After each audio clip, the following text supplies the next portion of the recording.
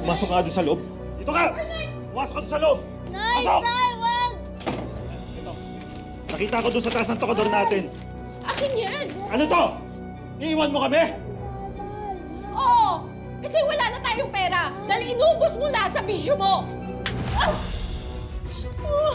Maawa ka, Bernard! Huwag naman yan! Huwag! Gaya ng maraming OFW, kayod kalabaw itong si Apple sa Singapore para maitaguyod ang kanyang pamilya. Wala siyang kamalay-malay na ang kanyang anak na iniwan ay sinasaktan pala ng asawa niyang si Bernard. At ang masahol pa dito, ang perang ipinapadala niya ay nilulustay lang pala nito. Tungkol dyan ang ating tampok na kwento dito lang sa Tadhana.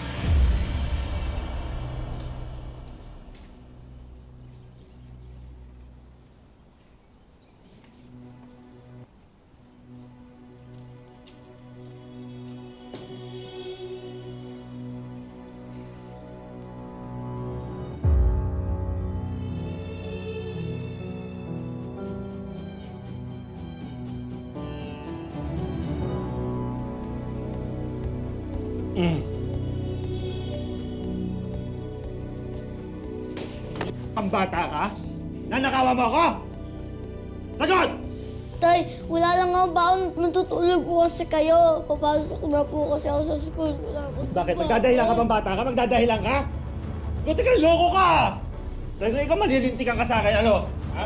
Dito, dito, dito! Bumaba ka dyan! Dali! Huwag pupunta! Hoy!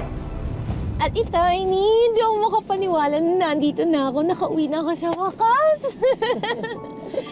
Uy, pero salamat Salamat ikaw pa talagang sumundo sa akin. Kahit magkalayo ang bahay natin, nag-volunteer ka pa talaga na sunduin ako at ihatid. Ano ka ba?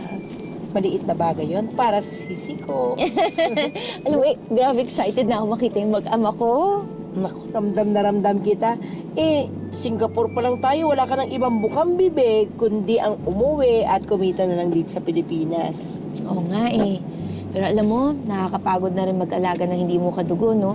Tapos kapag nakatsyempo ka pa ng nananakit, naku, alam mo, kotang-kota na talaga yung katawan ko. Buti nga, kinaya mo. Ako naman, kasi sinunod ko yung payo mo na nasa Singapore pa tayo.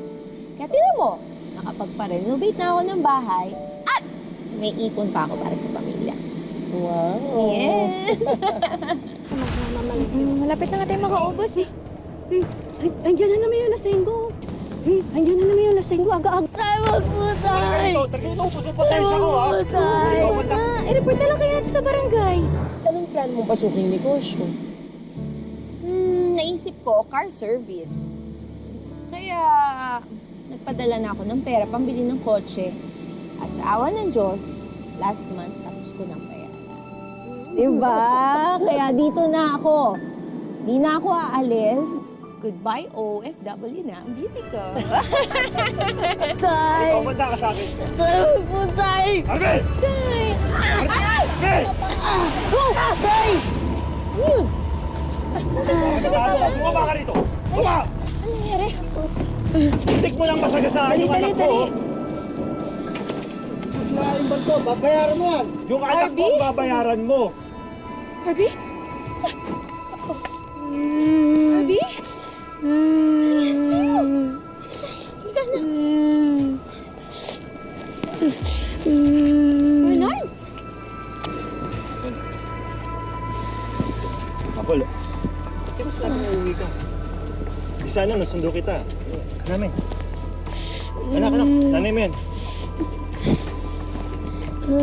Service na kita, ma. Ano nangyari? Ano nangyari sa'yo?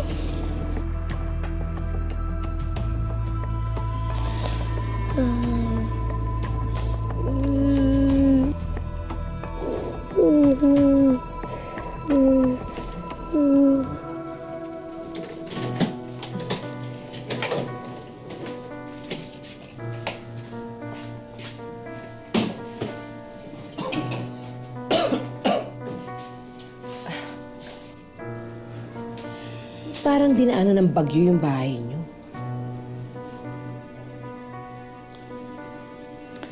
Pasensya ka na kung di ako nakakapag-dinas ha.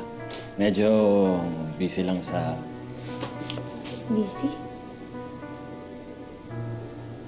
Busy saan?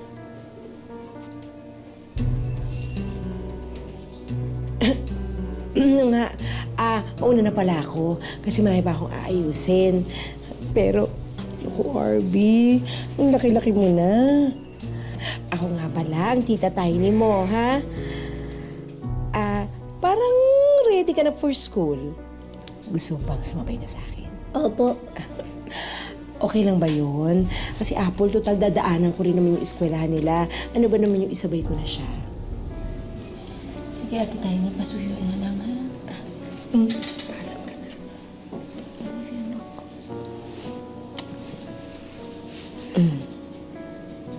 Tay, O siya, alis na kami, ha?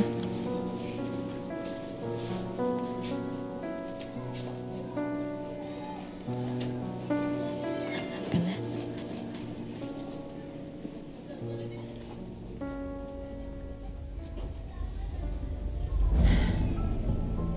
Bernard, bakit naman ganito yung bahay natin? Hindi man lang natapos yung renovation. Ang dumi-dumi. Ano ba naman? Hindi ko naman kasalanan ng titakbuhan tayo ng kontraktor. Alam mo, kasalanan mo to eh. Hindi ka naman kasi nagsabi agad na uuwi ka na pala. Di sana napaayos ko pa tong bahay. Bernard, may kasama kang bata dito. Kasama mo dito yung anak natin. Ba't hinahayaan mo pabayaan yung anak natin ng ganito? Tingnan mo naman lahat. Pwede ba wag mo akong pagsabihan ng ganyan? Akala mo madali mag-alaga ng bata? Ha? Tapos nagpapaayos ka pa ng bahay. Ang dami mo pang inuutos sa akin. Akala mo madali yun? Apple, 4 na taon. 4 na taon mong hindi ginawa sa akin yung pagiging asawa mo. At pagiging ina kay Arby. Kaya wala kang karapatan para pagsabihan ako ng ganyan. Bernard, nagtatrabaho ako sa Singapore. Ano ba sa tingin mo ginagawa ko? 4 na taon na nagbabakasyon lang? 4 na taon na iniwan mo sa akin lahat. Lahat ng problema. Sa akin lahat!